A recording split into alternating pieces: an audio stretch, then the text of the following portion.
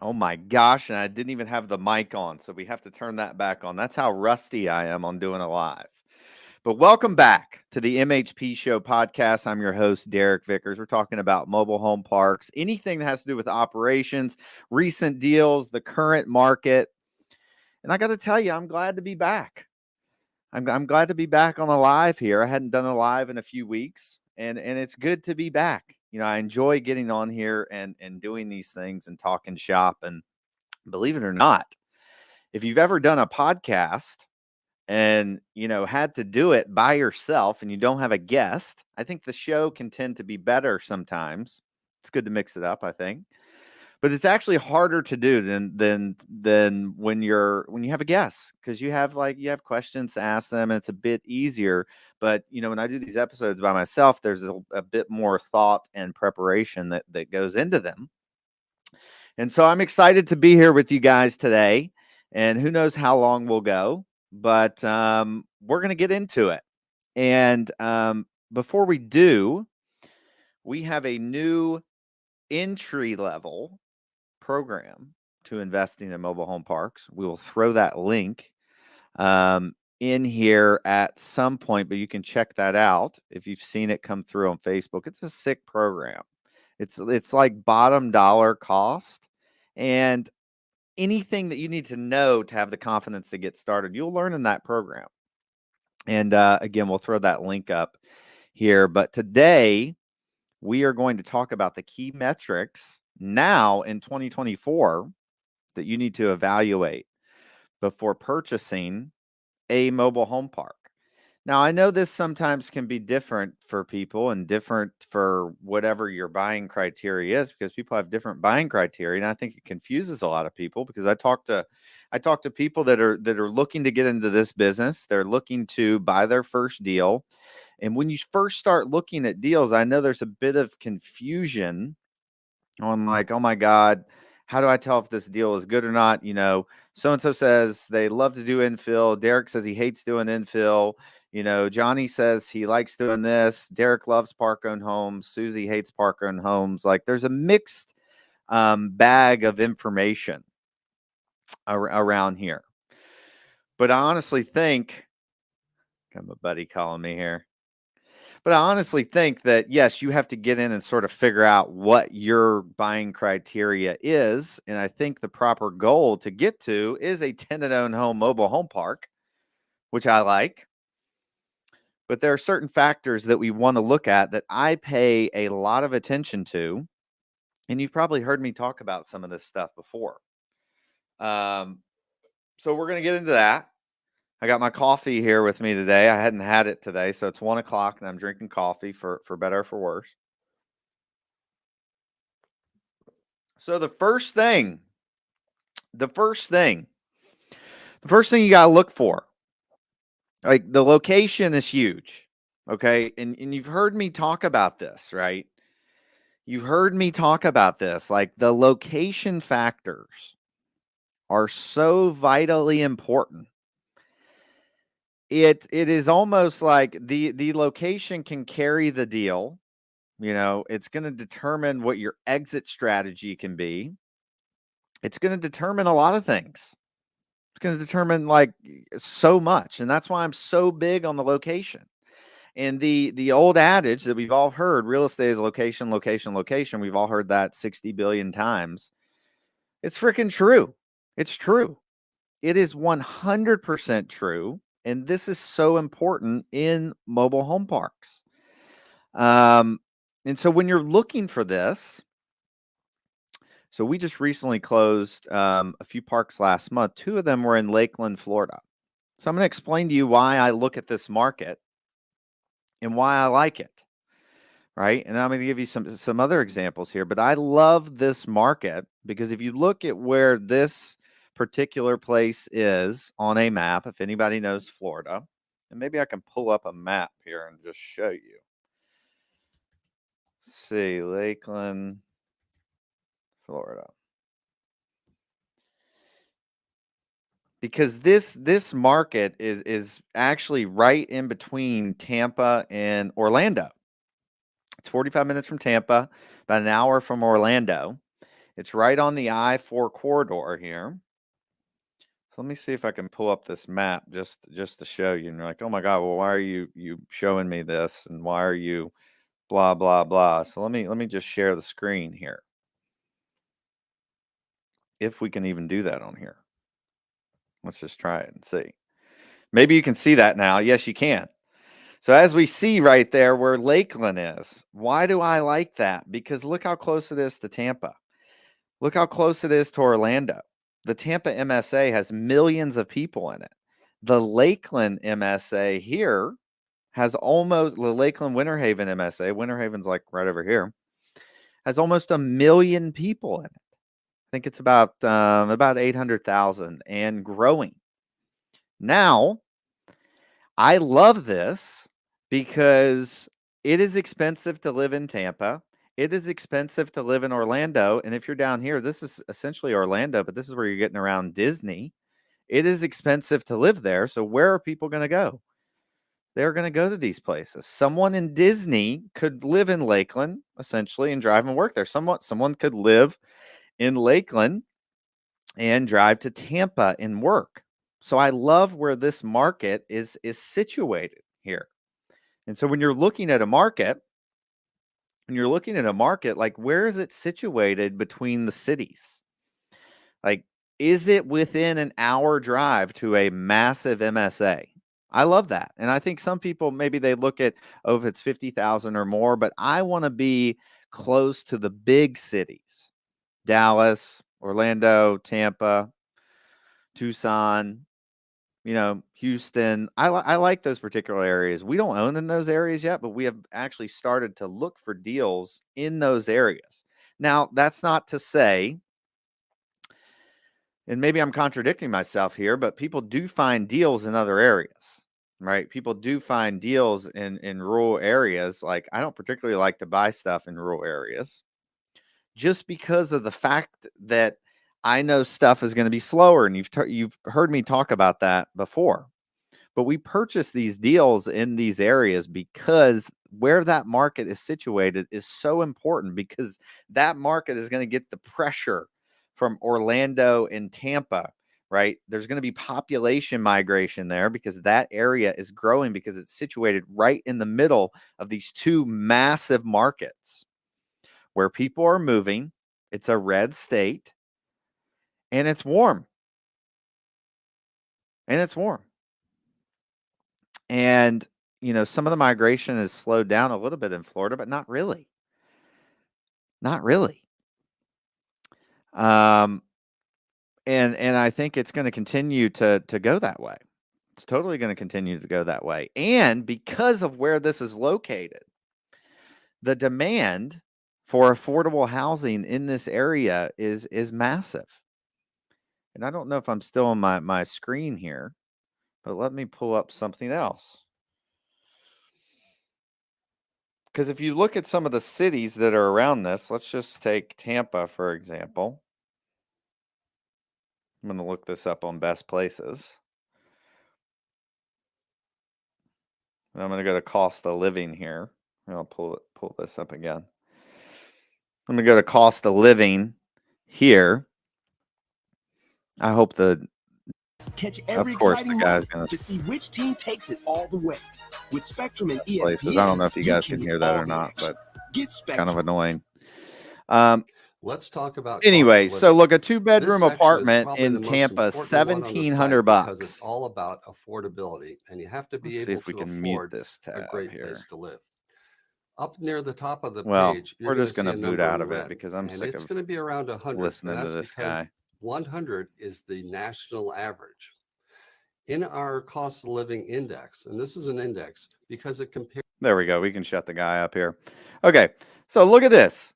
So a 2-bedroom apartment in Tampa, $1,700, almost $2,300 for a 3-bedroom apartment, right? So times 2,300 times 12, that's $27,000 a year it would cost to live there. Do you think that there's an affordable housing? Do you think there's an affordable housing demand in this area? 1,000%. 1000% it is, because that's expensive. That's expensive, and some of the nicer places are going to be nicer than that. And I mean, you can probably get a crappier place in Tampa for sure, but you might have to duck at night, and you might have to wear your Kevlar vest. For you Second Amendment people, you're going to have to exercise that if you're going to be living in a cheap place there. So my whole point in talking about this and bringing this up is because that allows for more demand in affordable housing, because that's going to put pressure, because a lot of people can't afford that. And mobile home parks are the cheapest place in town. And when you're closer to a big city, there aren't as many of them. Yes, there's a higher barrier to entry and buy-in in some of these MSAs for sure. But what does that mean for you on your exit? If someone wants to throw that in the comments, you can throw that in the comments. But what does that mean for your exit? That means that there's going to be more people that want to buy your asset.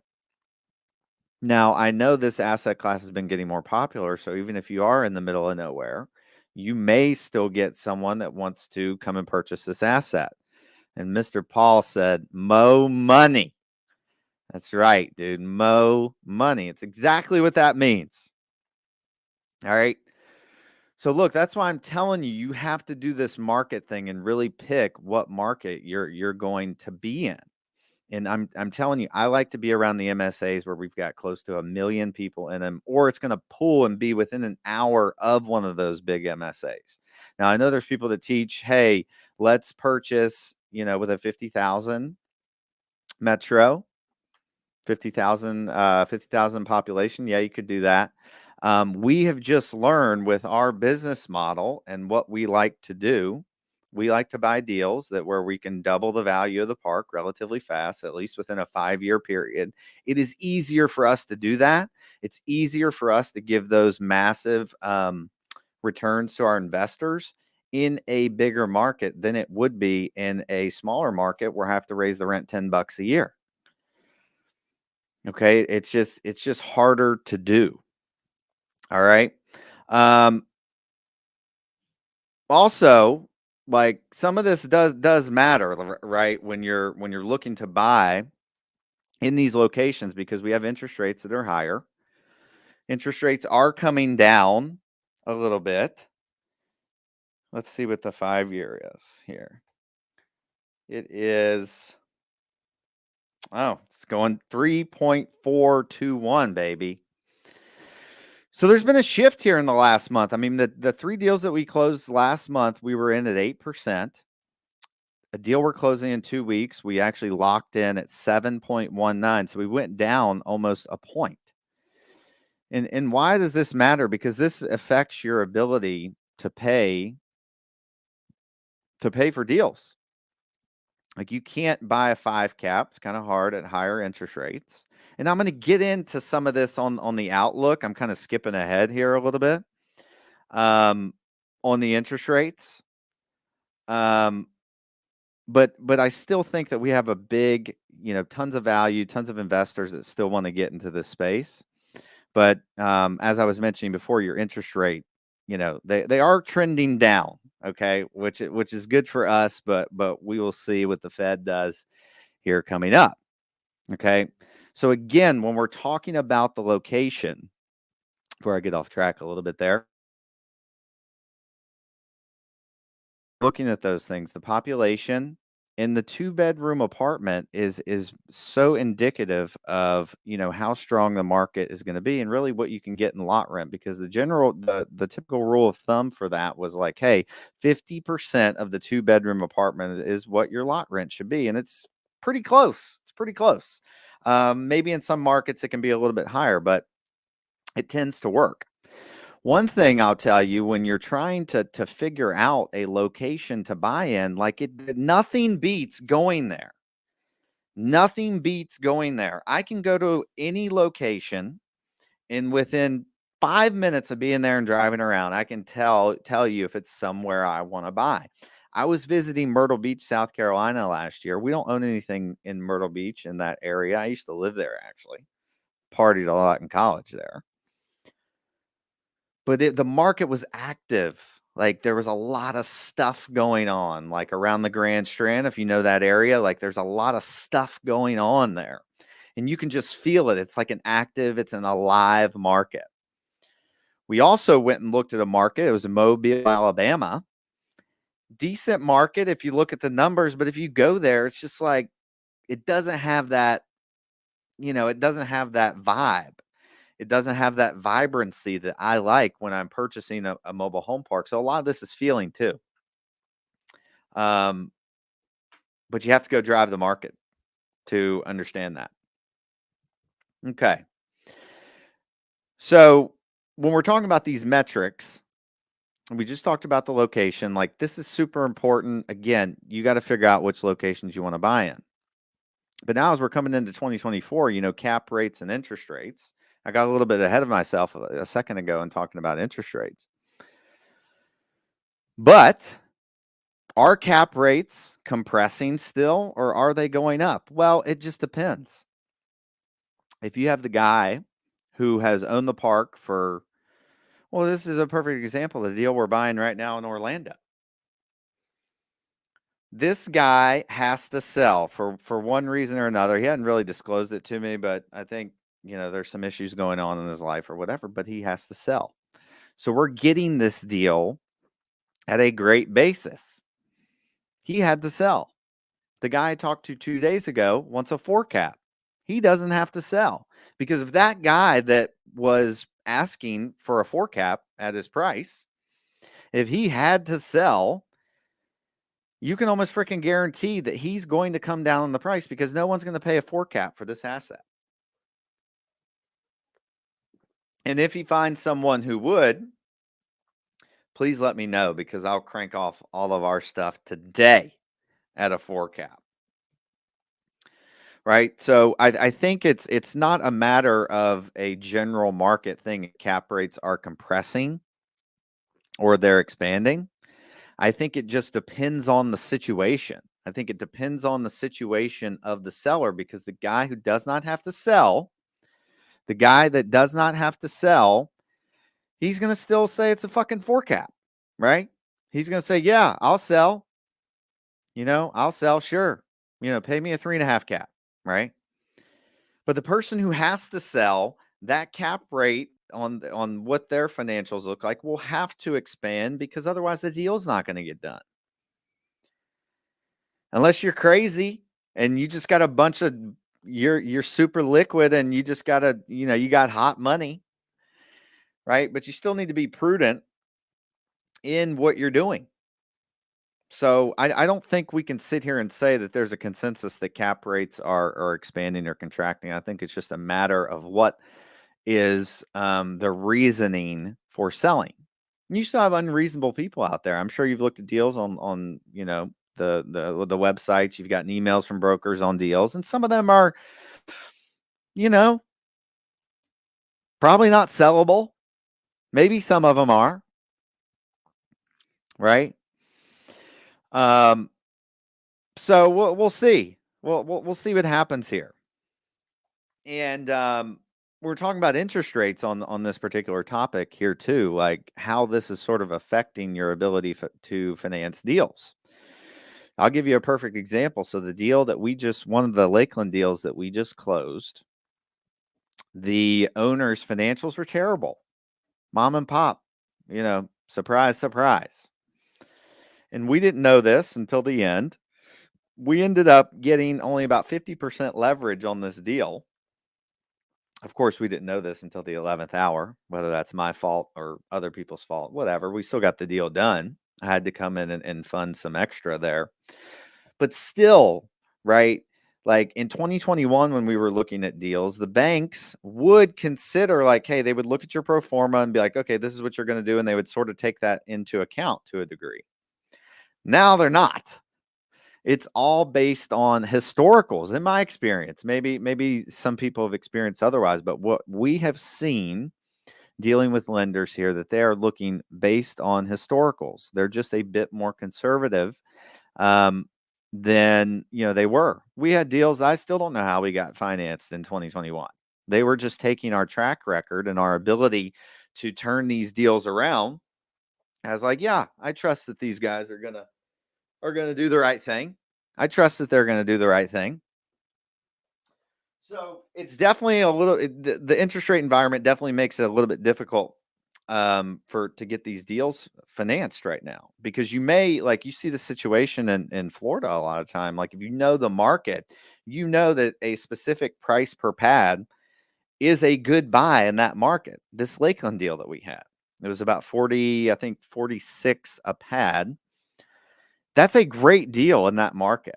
Like, I'd buy anything at 46 a pad in Lakeland right now. But the rents were still not really supporting that. So the going in cap rate was lower. Therefore, the bank was not going to give us as much leverage. Now, there's an earnout structure on this deal. So once we obviously clean up the owner's disastrous expenses and his frivolous spending on things, and obviously do rent increases and fill up some of the vacant park-owned homes, our NOI is going to go up, our debt coverage is going to go up, and then they'll release sort of the rest of the funds. I think we'll probably end up getting to like 65% leverage on that deal. But in 2021, if that rate was 4.5%, we wouldn't have had to. I think we probably would have gotten full.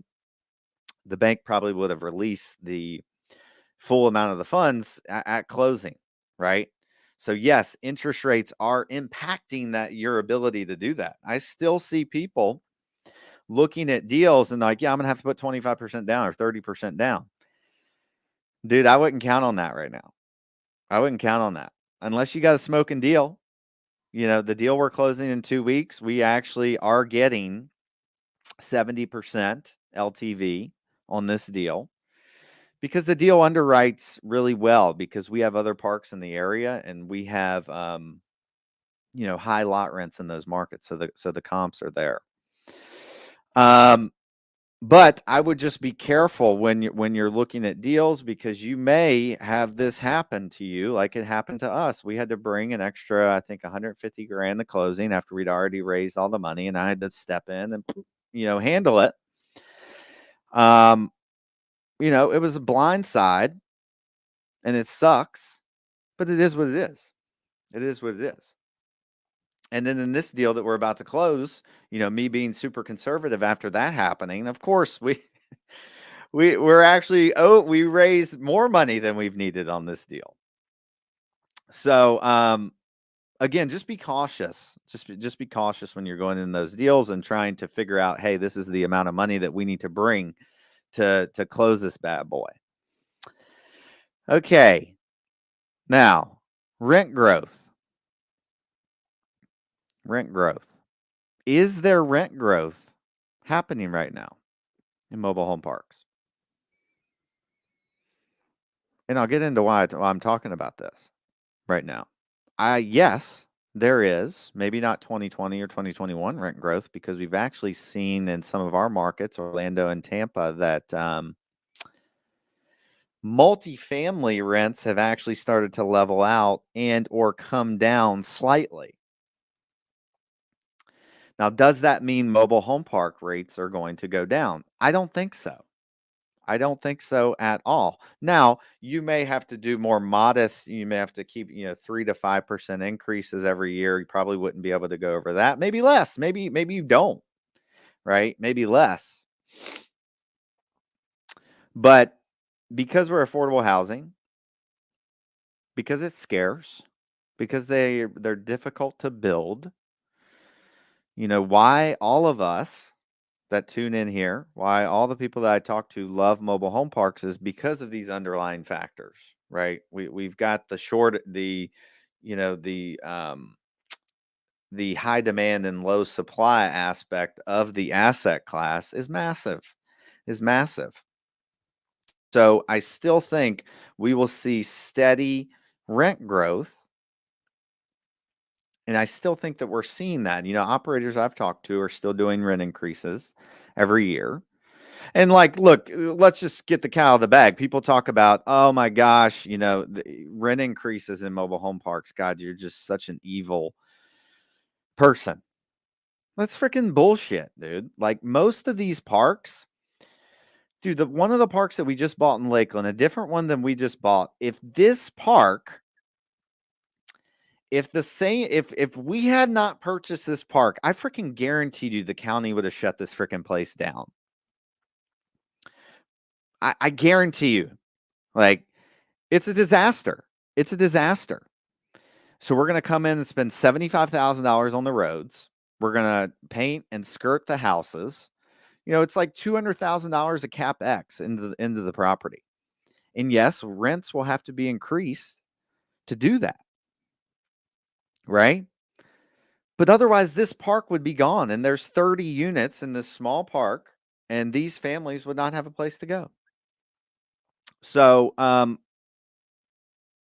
back to rent increases, I could just go about that all day, but I still think that it shows in our direction where the rent increases maybe modest, just fine, and but it's still going to go and drive the value of this.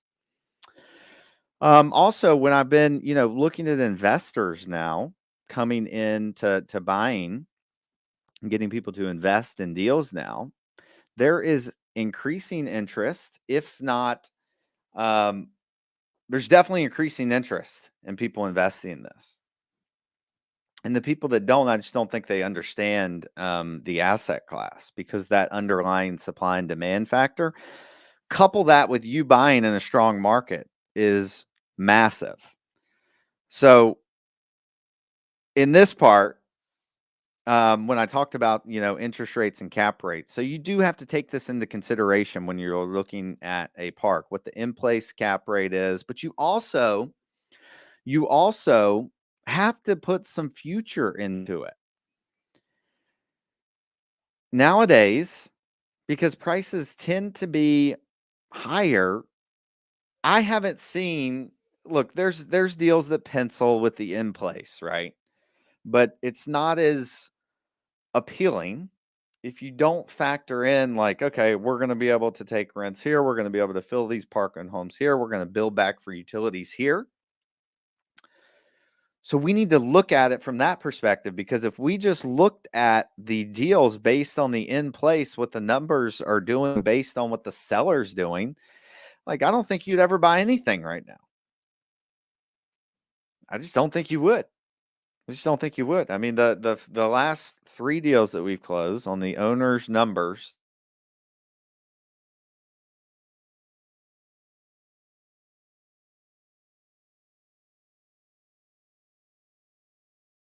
and is my screen, am I screwing up now?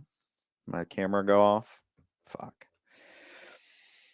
But I just think now you have to take into account what you're going to do in the first year to get a good idea of, hey, can we buy this or not? Because if you just look at what's going on in place, like, you're not going to be able to, like, there's not going to be many things that pencil that well. Okay. Now, getting into operations. When you're looking at deals, some of these metrics you need to consider on operations, and what we have seen now is obviously inflation. Inflation's happening, folks. Now, the media can lie about the numbers and, lie about the jobs numbers, as they do, right? And if you think they don't, okay, I don't know what to tell you. But the cost of shit is going up. I mean, there's no question about it. And so you have to take this into consideration with your utility costs and your repair costs, because even, some of the stuff that we would, factor in for CapEx in 2021 and 2022, I think we paved Sunshine for like 40 grand. Okay. We got a quote on a park. I guarantee you it's probably the same size, if not a little smaller, for 75 grand. Okay. For asphalt. And if you hadn't sort of looked at these things or called and gotten quotes on these things, they can screw up your calculations, right? So you have to factor in inflation, because if you're going by some data that you're like, okay, I think I can pave the roads for 40 grand. Nowadays, you better call and get a quote on that, because you could get screwed easily thinking that that's what it's going to be, but I don't know. with these contractors and stuff days, like I just don't know what I'm going to get back, and it's harder for me to be confident. So that's why I call and get quotes, right? And when you're doing this and you're underwriting, you also need to factor in the yearly increases of this stuff. We used to do 3%. I actually changed my underwriting to 5%. Okay, because on a pro forma, I would have the cost of each line item, utilities, R&M, G&A going up 3% per year. But now I don't. I have 5% per year in there now. And look, if prices don't go up that much, then I'm being more conservative. All right. I'm being more conservative on that. So you just have to think about this, right? Your expenses nowadays are not generally going to stay the same every year. They will to a degree, but they're going to increase, right? And our hopes is that obviously rents will outpace inflation, which they still will, as we just talked about. Okay.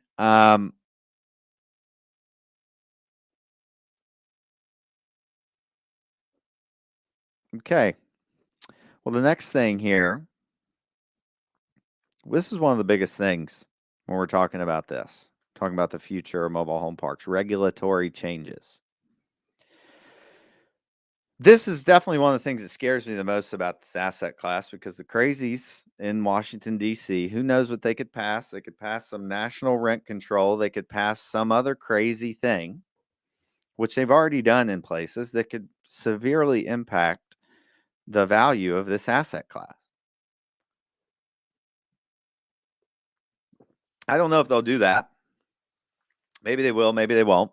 In Florida, in Chapter 723, there's actually a clause in there that specifically states that if a municipality or something actually does implement a rent control, that it's not allowed, right? So there is some protection there in some states, but it's definitely a worry for me going forward. Not that big of a worry, but it is something that we could think about. I mean, shit, they're talking about capital or taxing unrealized capital gains. So look, there's no limit to how crazy this shit can get. So just I would just keep an eye out on that when we're looking at stuff. Okay. So now I want to get into talking a little bit about just how these market conditions have affected our ability to buy deals from an acquisitions perspective. We talked a little bit about this before, how it has made financing a little bit trickier because you really don't know what the bank's going to come to the table with until the 11th hour, until you go to committee, which sucks, right? Which sucks, but it's just something that you have to navigate here. You got to navigate that through this market, because I'm telling you now,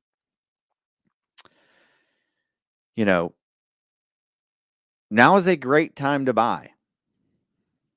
Despite of what people tell you or what they don't tell you, like, now is a great time to buy. Why do I think that? Well, because I think the higher interest rates gives us a more of a margin of safety, to where we can actually, hey, I am of the belief that interest rates are definitely going to go down. And if they don't, we're penciling stuff at 7 and 8%. If it pencils now and the deal's good now, it's definitely going to be good if rates go down. But if rates go up, you're still going to be okay, because you're going to have increased NOI. You may not have as big a pop on the end. Your equity multiples and your IRRs may not be as big, but it's still going to be a good deal. I still think we can outpace the market, and we can still deliver above average returns to our investors, even if the market just stays flat, or even if rates go up a little bit. God forbid. Right? So, I'll tell you what some lessons that we learned from these recent acquisitions that we've had is just you need to be more conservative in your numbers. You need to be more conservative when you are underwriting in your pro formas and what you show investors on, what your leverage is going to be, what you think it's going to be, because the bank will give you they're going to give you a term sheet that'll say up to 70% or something, but you don't know exactly until they get in and underwrite the damn thing what it's going to be able to support. You can get an idea of where you're going to be, but you need to always err on the side of caution, right? I'm a very positive guy. I always think of the best things that can happen, but when I'm underwriting real estate, I'm freaking negative. I'm super conservative. I'm very conservative. I want the deal to be good if shit hits the fan. And we learned that the hard way in this deal. In this deal, because the bank, we needed an extra 150 grand to close, right? Not a lot of money, but still was like, okay, I got to come in and fund this. It can still make for an interesting close. An interesting close, because it's just a barrier that you have to get over, and you're gonna have to deal with if it comes up. And now I would say this is super important, negotiating deals. I negotiate every deal, okay? And I don't do it just to do it, to be an asshole. I negotiate, after due diligence, after I do all my inspections, and I get quotes on everything. If the septic's jacked up, I get quotes on what it is to replace it the right way, not a Saturday septic guy. I get quotes on how to do it the right way, and then I'm going to go back to the seller and be like, look, you see the septic's going to cost us 25 grand. You see we got to find a bunch of titles. It's 25 grand. We got to find this. We got to find that. It equals $84,000, right? And I always throw a little pain and suffering in there, depending on what it is, right? And so then I go back and ask for a reasonable discount. I'm just not doing it for shits and giggles. I'm doing it, respective. Like, I'm not just doing it. I think there's people out there that just retrade to retrade. I'm retrading based on facts. I'm retrading based on hard numbers and analysis that are justified. I've never been one to just go put someone under contract in hopes that they'll retrade at the end. I don't roll that way. Typically, when I get something under contract, I'm going to buy it unless there's something that sort of comes up that we don't like, or if could be a timing issue, which you actually had that on the deal a month ago. And so, look, negotiating is important, especially in this market, because even those little negotiations in purchase price can increase returns for your investors. They're gonna, just make the deal better overall, and they're gonna make you feel better about the deal too. Because I don't think if you have a $50,000 septic issue that you find in due diligence that you should have to pay for that. You should not have to pay for that. That is not your deferred maintenance. Now, sometimes the seller will be like, yeah, fuck off. I'm not giving you a discount. I haven't had that happen when you use this strategy. I've never had that happen when you use this strategy. I'm using hard numbers, and I'm using the cold, hard facts to say, hey, this is the discount we need because of this. Like, we didn't know about this. We didn't know we were going to have to pay 50 grand for septic. We didn't know we were going to have to pay 25 grand to find the titles. We didn't know we were going to have to pay 30 grand to fix the well or to redo the sewer lines here or blah, blah, blah, blah, blah.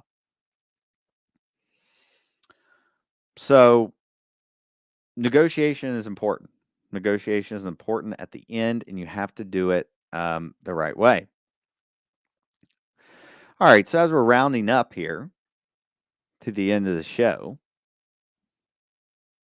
look, I think that the main thing, as we go through here and look at these things that you need to consider when you're looking at a deal nowadays in 2024. Obviously, the market is super important.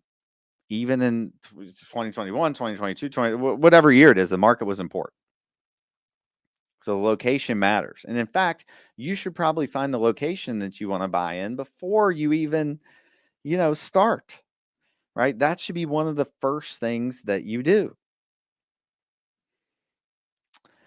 And I don't know if I mentioned this before. I'll just give you a little tip here. Like, if you really want to figure out if the locations are good, put a test ad up on Facebook Marketplace. The perfect example of this was that when we were buying those parks in Lakeland, I put a test ad up. I got I think like 200 responses within 3 or 4 days. We were looking at another deal months, probably the beginning of this year. Guy on our team put an ad up. It's like, oh, we got 7 responses. How many days? 5 days. Oh, that sucks, right? That sucks. Or we got, 10 in a week. Like, that's not good. That's not good. Where do you think you're going to be able to sell homes faster? Where do you think you're going to be able to fill up vacancies faster? Obviously, in those markets. So, look, again, the location factor is key. Looking at cap rates and interest rates now is going to be a big factor. Okay, you're going to need to look at you're going to need to know kind of what the market rent is, like what you can get in rent there. You need to know that. All right. And you just have to be a bit more conservative now on the stuff with the bank, as I talked about, and on your operations pro forma and what your expenses are going to be and what that is moving forward. Because you never know. And look, when you're underwriting, and I know, like, me being an optimist, it's so hard. And I still fall into it sometimes where I'm like, okay, I'm going to look at the optimal part of this. I'm going to be very positive about this. Oh, yeah, I can put, we're only going to have to bring 25% of the purchase price to the deal. We're going to be able to do this. We're going to be able to do that. Like, oh, yeah. And, it's going to cash flow 20% in the first year. It's great. You should definitely look at a best case scenario. But I like so I'll look at a best case scenario, like a knock it out of the park scenario. For one, I'll look at a scenario that I know that can happen because we've either got stuff in that market that's performing that way, or I know the market, whatever it is, right? But then I'll actually pull back that projection. So, for example, in this one of the deal that was a disaster that we purchased, the heavy turnaround deal, I was projecting, I think it was probably 65 or 70% of what I knew we could get the NOI to in the first year, because there was park-owned homes to convert. There's some vacancies to fill up there. And the deal was really good at that point, right? But I didn't project to investors and on my pro formas that I was going to get there. I did 60 to 70%. I have to look at the numbers. Just in case something happens, because if you've bought parks before, shit happens. And so now I have the confidence to go in and say, hey, this is a great deal because this is how we're being conservative on the deal. I love to talk about that to investors, how I'm being conservative on the deal. Hey, actually, we've actually projected a 5% increase in our expenses every year. We've projected a much lower NOI in the first year than what we can get, and on and on and on and on and on. Right, so there's a margin of safety there. There's room for error. There's room for mess ups and screw ups and things that are inevitably going to happen. Okay, and you'll have a successful deal. You will have a successful deal. If you want to learn more about this stuff, we can put up the link here. I thought we were going to be able to do that while we were going through the show, but we'll have this in the show notes for sure. And it's multiple mini courses that will teach you about how to buy a mobile home park and all the basics that you need to know. So we'll put that link in the show notes here. And also, look, if you're looking for, I've got 3 people in my mentorship program right now.